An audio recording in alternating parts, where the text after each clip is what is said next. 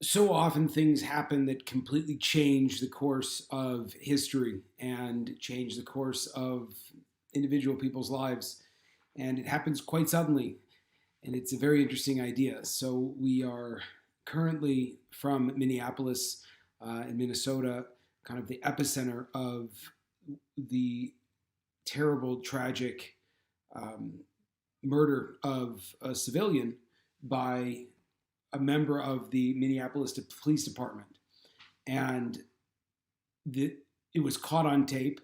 It was absolutely shocking and horrifying to watch, and subsequently created uh, protests across the country, protests across the state, protests across the city, and then increasingly violent protests with looting and people streaming in from all kinds of other regions who were looking not to protest the injustice, but rather to incite violence.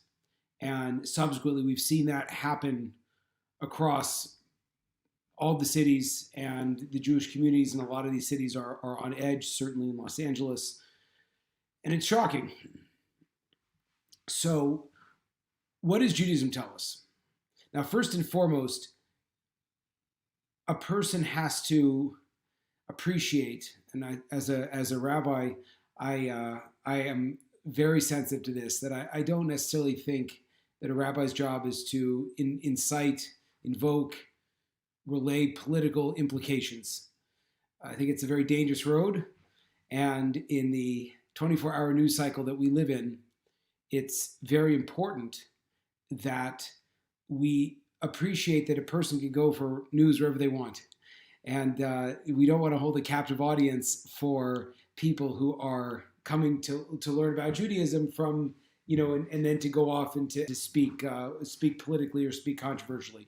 On the other hand, as of course there always are multiple hands in Judaism, it's very important that we appreciate and are aware of and can speak with truth and can speak with hope as people in the clergy, people that, rabbis inspire, people whose job it is to inspire others.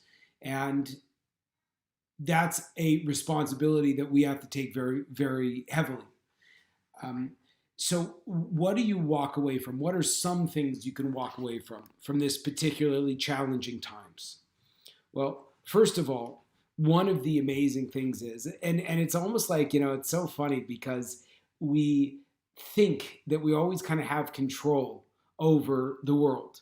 And we look at the coronavirus, for example, COVID, and this Shabbat for us was the first time we were able to go back to synagogue, social distancing and the mask and everything like that, which is its whole other mess. But we kind of got used to this crazy notion of, like life with COVID and how do we do it? We like all this stuff where you feel like, okay, this is like the craziest thing I've ever had to deal with. And then this kicks off. And it kicks off in such a way that, it's unbelievably unnerving because, in a lot of ways, you don't have that sense of security. Anyone that's been politically aware understands that there are all kinds of currents and themes and things running through the country's history and running through the modern climate. And again, the goal is not to go into that, but just the concept that there is the threat of violence. And again, everyone has their situations and everyone has their level of comfort. But certainly for us, the threat of violence is very close, like minutes away and miles away. And thinking to yourself, well, what would happen, or how does it look like, or what is that like if this sense of basic human, that we're safe, like what happens with that? Where does that go? I was driving with my kids, and there was just a protest that spilled onto the freeway that we were like literally right there for. And it became so unnerving because at that moment there's no order, so it's like, yeah, I'm just driving any direction I can to get out of it because there's no cops who are going to be able to get to us. There's no ability to get yourself to safety in those kinds of situations. So there's this infusion into the world of chaos. And there's this infusion into the world, this destruction. And what does that leave us with? And how does that work? And what does that make us feel? And again, it's not something that we just saw in Minneapolis. And there's so many different perspectives, and we've seen, and again, this is not in any way suggesting this is one person's interpretations of events. And I'd be very forthright to say that it's crucial that a person has to appreciate that we can all have different experiences, and that there isn't one narrative that a person's supposed to say. And in fact, it's funny because if you just kind of cruise social media, because now that's kind of a great way of getting, information. I saw multiple times people that had a whole like diatribe. If you don't know what to think this. And it's like, excuse me? Like what? Like if you don't know what to think, let me tell you what to think. Like, no, if you don't know what to think, maybe do some information, maybe gather some facts, maybe speak to a few people, form your own opinion. But like literally, it's amazing on Facebook. People are I've seen multiple of them, like actual just copy and paste, put this in your profile for people that don't know what to think. So we live in a world where not only is there a tremendous amount of ambiguity, a tremendous amount of frustration. What are we supposed to feel? What are we supposed to do? Again, it's like, this horrible event happened, which was so completely just awful. And, and even if it wasn't captured on camera, especially no matter what, it's murder. The person is the person should be accused of murder, and he's been accused of murder. He's been fired from his job. The 3 other officers were there. There was a universal condemnation, not just from the communities that were affected by this, but by the law enforcement community. I listened to, everyone said this is completely wrong, and that this kinds of thing can't happen. And there's no one saying that this is okay, but how we interpret the situations, and then all the subsequent violence, and the fact that the communities who were the most affected, these small businesses, these communities where African American communities and minority communities, which were hit so hard economically, that were hit so hard by COVID, and now it's like that they're in the middle of these riot zones now. And it's a crazy thing, and that's awful. And then on top of it, you see that there is a threat from the outside sources, as we mentioned, who literally, they said, we're going to go into the wealthy neighborhoods and we're going to instill fear into them also. And so, like, what does that mean, and where does that come from, and how, and more than that, how does a person sharing, their negative experience by making other people terrified, what is that supposed to do? How is that supposed to help the cause? And of course, we know that that doesn't help the cause at all. And that's not what the people who are protesting for police oversight and an end of racism, that's not what they're advocating, right? But there's so many things going on. And as Jews, of course, and unfortunately, we find ourselves oftentimes in the crosshairs. So what are we supposed to think at times like this? What's the non-political message that Judaism brings to us that we're supposed to be thinking about? So first and foremost, there's a tremendous appreciation that there is ambiguity in our lives, that we should never think that we have it figured out, that we are never at a place where, and again, I'm not saying this in a negative way, but a person is supposed to live. It speaks about this world. Judaism speaks about this world being a place of darkness where you don't have clarity.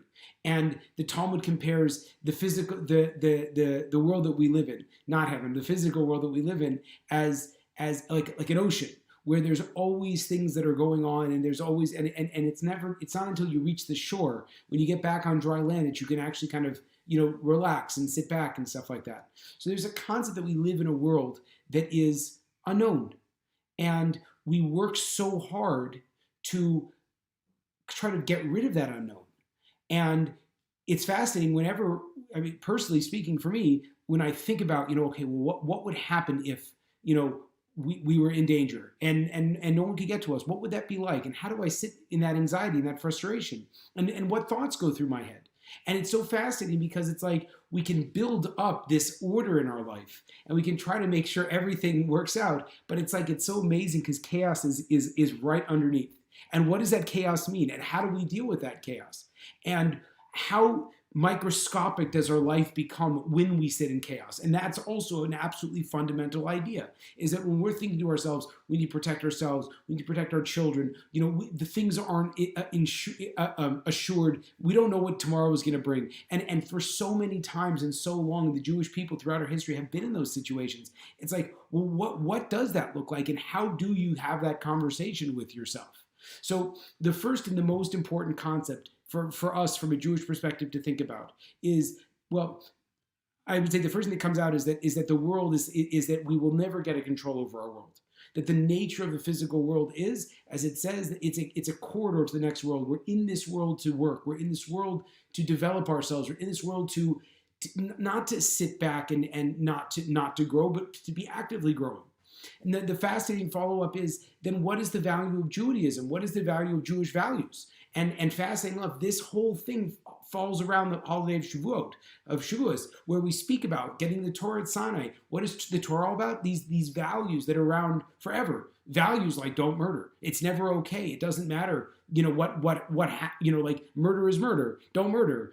Coveting. The idea that there are people who feel justified going and looting stores and scaring people and hurting property and hurting people, because they're the haves and the other people are the have-nots. This idea of like don't covet. So it's amazing because the more that we look at the world today and the more that we study the texts, our ancient texts, it's not like they're running out of. It's not like, oh, cool, we learned that one. Like, no, you didn't.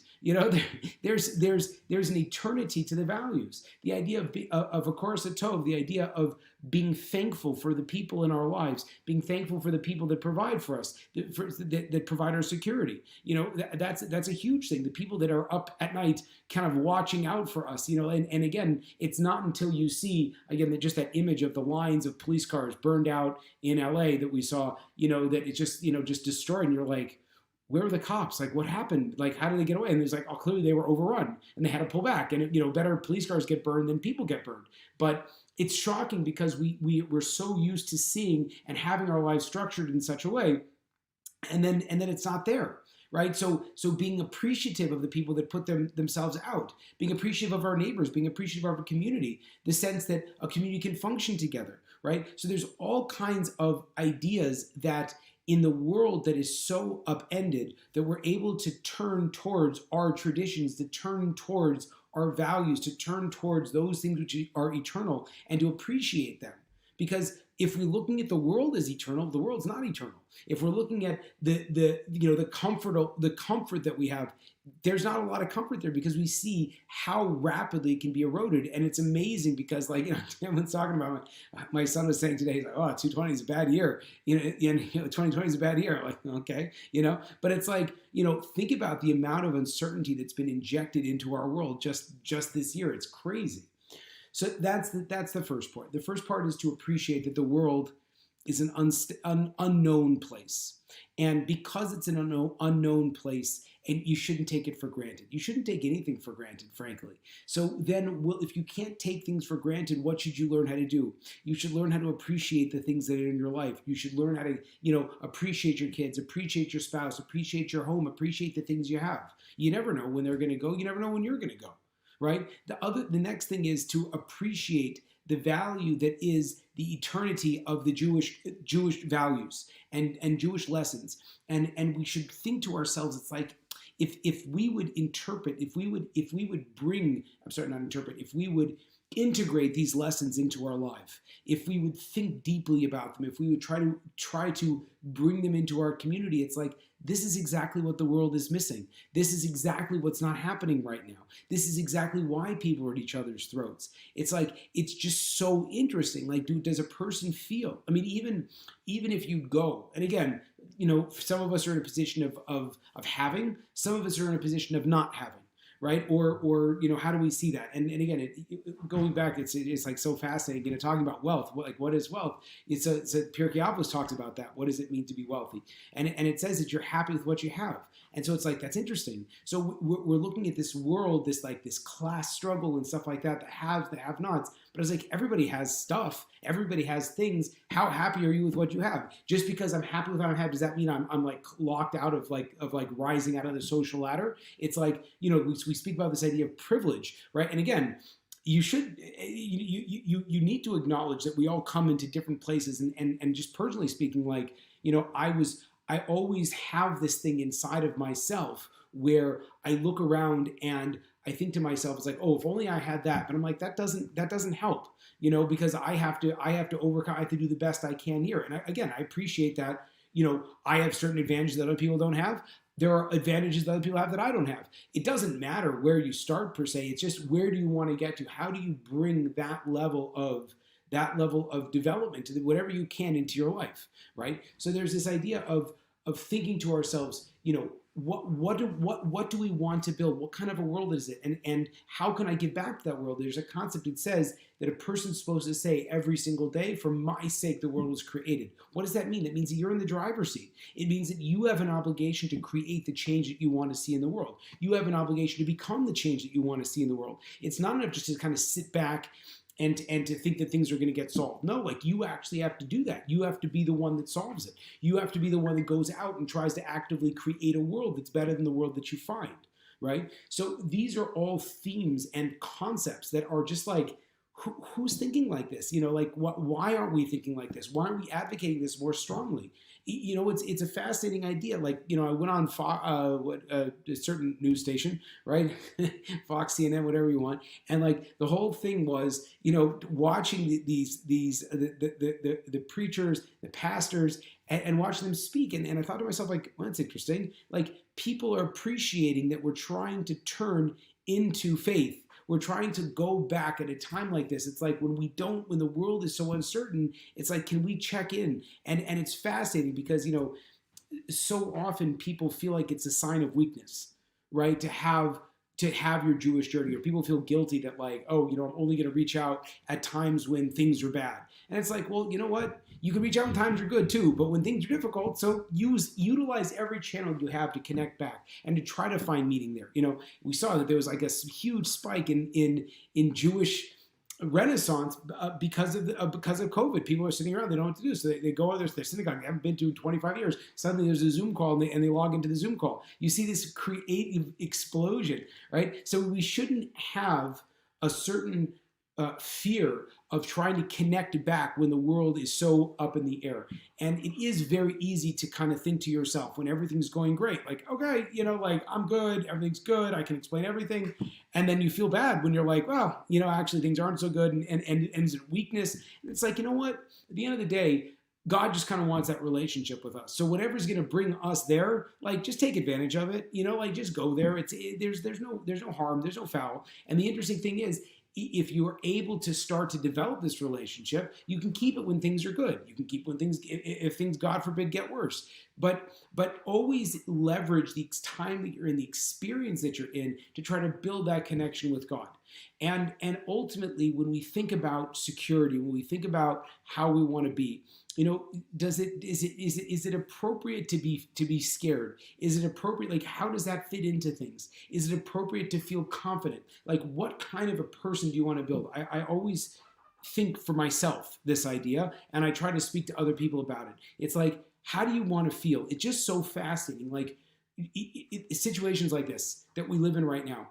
And even COVID, and just day in and day out situations, you speak to two people and they get completely different messages, and they get completely different ideas. And one person sees this as good, and one person sees this as bad, and one person sees this as different, and whatever it is. And again, that's also why the idea that we would just go onto social media to see how we're supposed to feel, or the audacity of essentially telling people that don't have opinions, just think this, right? So ultimately, at the end of the day, we have to ask ourselves not what should I feel, but how do I want to feel? How do I want to look at the situation? How do I empower myself? How do I become someone that can get through this? Not only get through this, but get stronger through this. So that was the whole thing with COVID. It's like, if you think, well, the whole world's going upside down. It's like, yeah, well, your world's probably going to go upside down. If you think this is a tremendous opportunity, I know people that have made so much money because of COVID, because they're in the right place at the right time, or people that have been able to benefit so many people, or, it's just crazy because, how do you look at the world? The same thing's true with what's going on right now in terms of the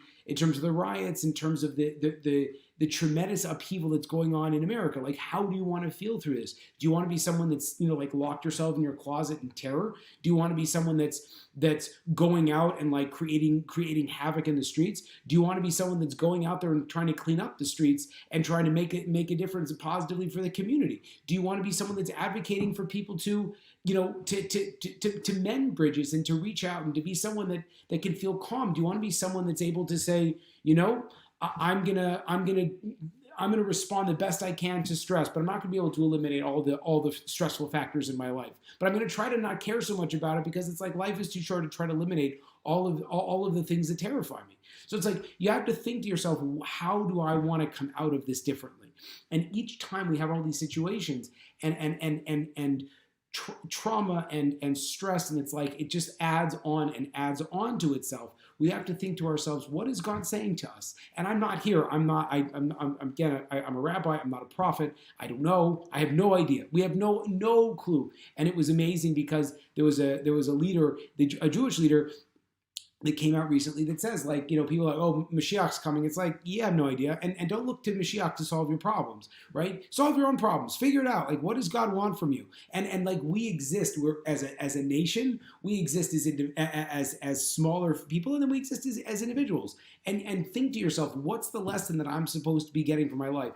And start to cultivate that and create that and look from within, not on Facebook, not on Instagram, not on the news, but this is going on in the world. Where am I supposed to be? How am I supposed to do it? It's like, how do I show myself to be a more compassionate person? How do I grow myself into a better advocate for the values that I hold so dearly, right? So these are all very important questions that takes us from a very passive place where we're watching the news and wringing our hands and freaking out and feeling terrible, and the whole world is bad, and the whole world is all these kind of things, to appreciate, look, there's some big things going on in the world right now.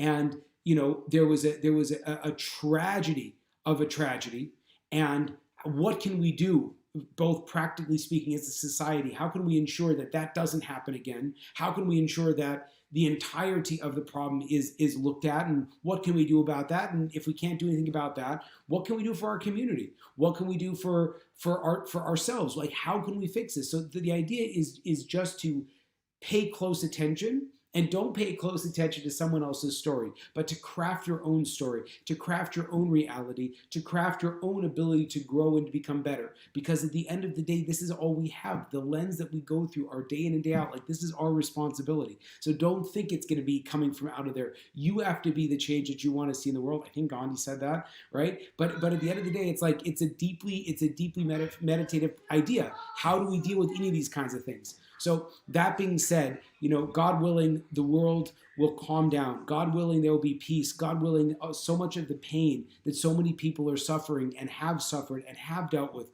will be limited, and we'll go back. But we won't go back. Again, it's not going back, because going back never solves them, but we'll go forward.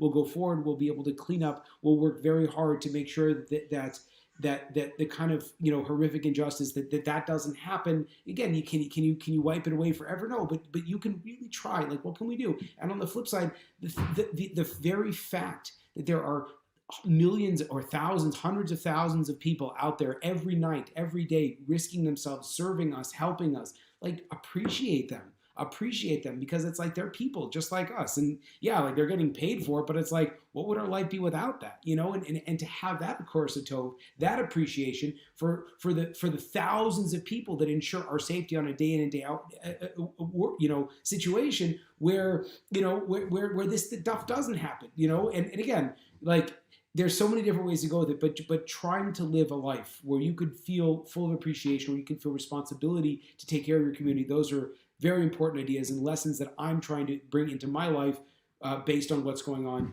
here in